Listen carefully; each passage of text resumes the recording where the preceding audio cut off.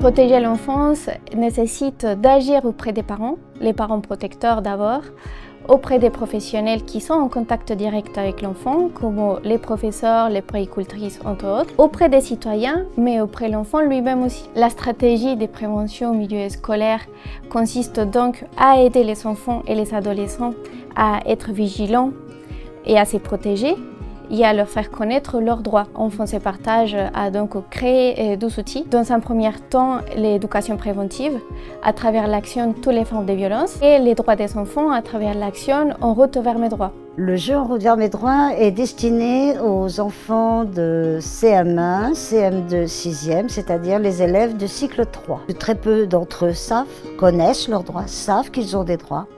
Et pourtant, c'est très important qu'ils le sachent, de façon à ce qu'ils puissent les faire respecter par les adultes qui les entourent. Il y a 5 ateliers possibles, des quiz, des débats argumentés, des jeux de rôle, des créations d'affiches et de slogans. Le jeu est très intéressant dans ce sens qu'il met les enfants au cœur du dispositif. Chaque enfant peut mettre ses connaissances et ses compétences au service du groupe.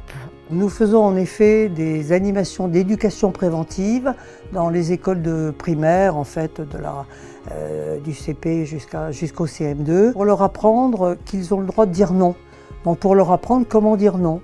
On leur apprend à mimer, comment est-ce qu'on dit non, avec son corps, avec des mots, à se défendre, à se tenir. On est là pour leur présenter des messages.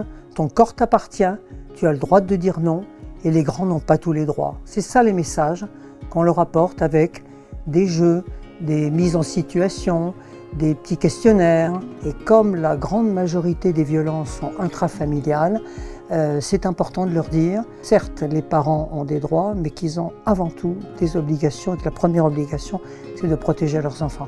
Concernant les adolescents, donc c'est le public collège et lycée. C'est un public pas forcément évident, c'est souvent des enfants qui ont parfois des difficultés à parler. Ce qui est très important en tout cas, c'est de rencontrer l'équipe pédagogique avant. Ça permet de connaître un peu plus les caractères et ça permet surtout aussi de rendre très actifs les enseignants. Certains enseignants vont pouvoir prendre le relais sur certaines questions, parfois un peu délicates. La prévention en elle-même va porter sur une séance à peu près d'1h30 sur lesquelles on va présenter 3 films qui vont caractériser les 3 violences principales, c'est-à-dire violences physiques, psychologiques et sexuelles. L'outil utilisé permet de libérer la parole à chacun. Les ados auront toute une batterie de questions à répondre, ce qui va permettre de rendre la séance très interactive.